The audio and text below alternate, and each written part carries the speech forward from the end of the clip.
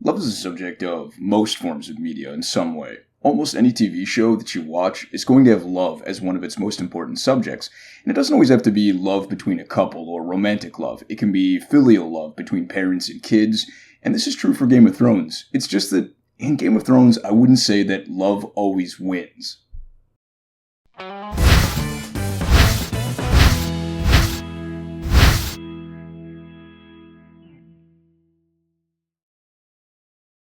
Game of Thrones is a show with many couples, some old, some new. We have a wedding almost every season, but can you guys off the top of your heads come up with one couple whose love doesn't end in tragedy of some kind?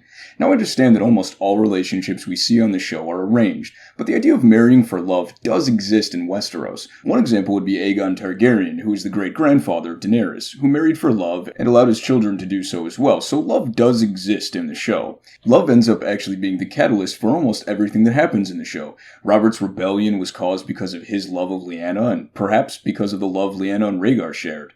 The entire show began because of how much Lysa Arryn loved Littlefinger, and she killed her husband because of this love. It's also the reason that Ned became Hand of the King. The War of the Five Kings happened because Catelyn kidnapped Tyrion, and why? Because of her love for Bran. Let's take a deep look at a few of the relationships that we've had throughout the show, and let's start with the new couples that have been introduced in the show.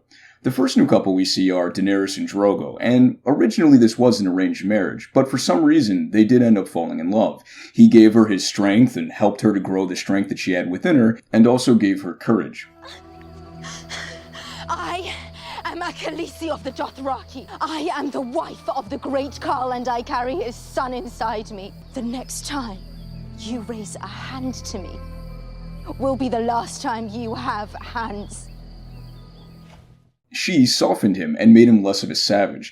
Now it depends on if we look at the show or the books, because in the books their love is not really to blame directly for his death. He got injured and didn't take care of his injury, unlike in the show where he got into a fight directly because of Daenerys.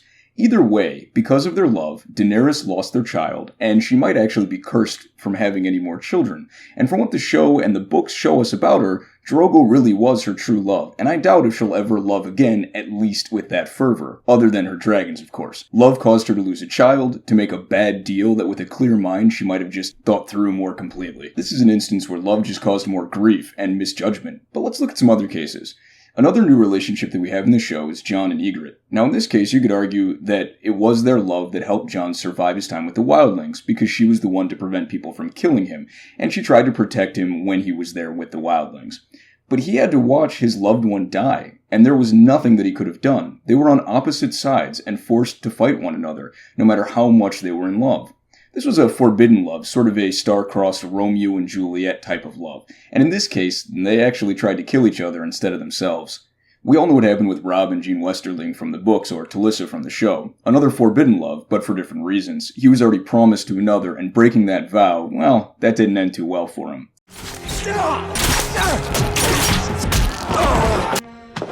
The Lannisters send their regards.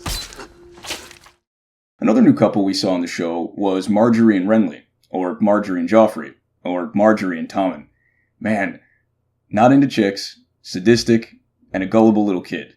To think in the books, Renly tried to marry her to Robert, then she would have also been with a fat drunk. Lucky her.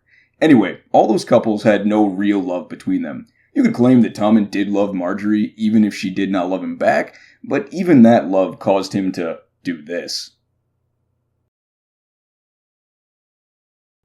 We had other couples like Renly and Loras. I mean, they would have had a problem even in some societies today, so it's no real surprise that their forbidden love was cut short, although for different reasons. We also had another form of forbidden love. I guess glorious leader George R.R. Martin likes those kind of loves, in the form of Tyrion and Shae. Now in my opinion, it was more him loving her than the other way around. I think she liked him and all that stuff that came with him, maybe the excitement of their forbidden love, or the fact that he's a Lannister and she wanted to feel like a lady. Either way, if she really did love him, she had a funny way of showing it. This man stands accused of murdering King Joffrey.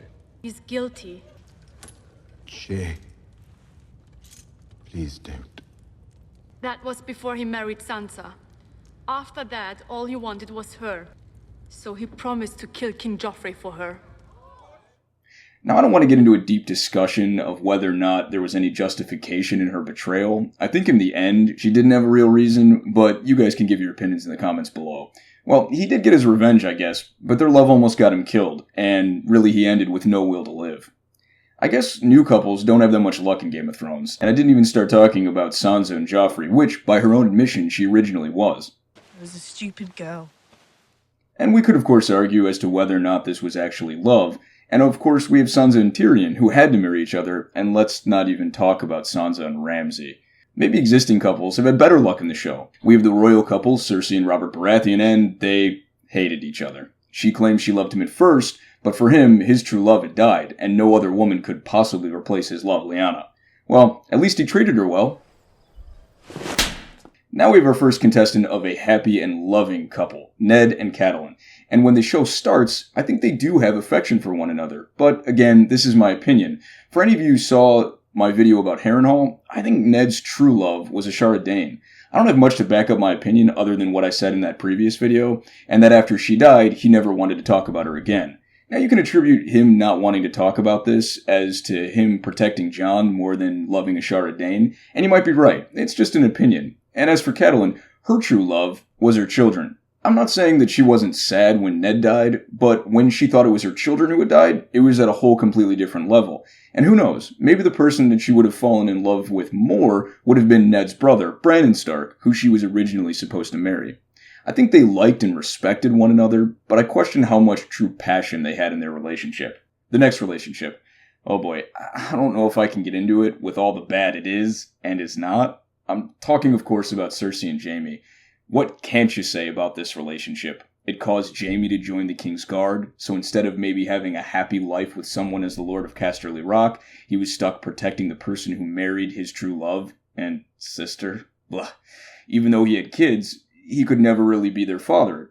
They were both so close to one another, but could never really be together, which might just be another form of torture. In any case, almost nothing good came from their relationship, and when I say almost maybe, I'm being too kind. Lastly, we have Littlefinger and the Tully sisters, which really shaped who Littlefinger is, and he's not exactly what you'd call a good person. Now, it's not completely his fault. It's also the fact that he's lowborn compared to them, and their relationship never really had a chance when they were young. He, of course, loved Catelyn, and she may have loved him back. I don't think so, but it is a possibility, and when he couldn't be with her, and he thought that it was because he was too weak, this made him hungry for power, and now we have the Littlefinger we have today. Lysa, on the other hand, was in love with Littlefinger, and was forced to marry an old man who she didn't love, which I'm sure caused her to turn a little bit crazy, and eventually she kills her husband for Littlefinger. She didn't support her sister and Robb in the war, which I'm sure is in part because of her jealousy. And how did their relationship end again? I have only loved one woman. Only one. My entire life. Your sister.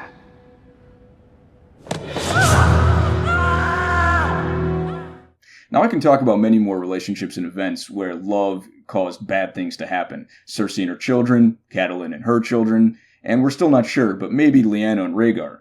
But the point is that, well, Game of Thrones hates love. This might be sort of George R.R. Martin, glory be his name, wanting to do the opposite of what we're used to on other TV shows and books, in which love more often than not doesn't make you stupid and instead conquers all the problems that you have.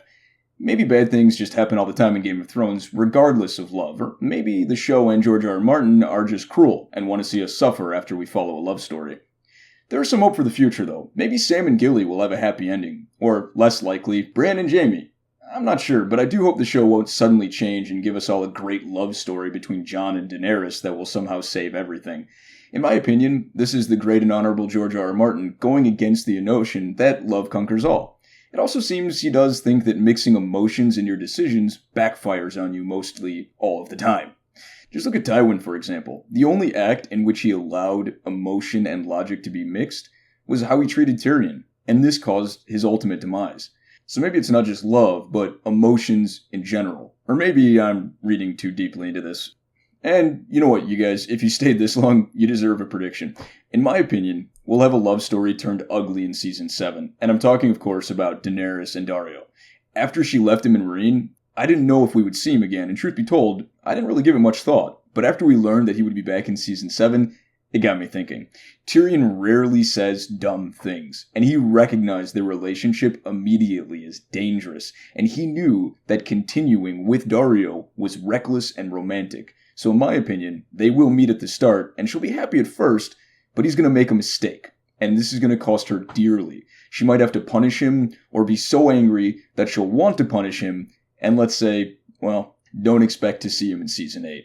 I hope you guys enjoyed this video. I really do want to discuss different things that relate to Game of Thrones, even if it's just a theory and predictions are not involved. I really want to hear your opinions in the comments section. So, as always, if you liked the video, comment, subscribe, like, and if you really liked it, consider following me on Twitter at WatchersPod. As always, thanks, and have a great day.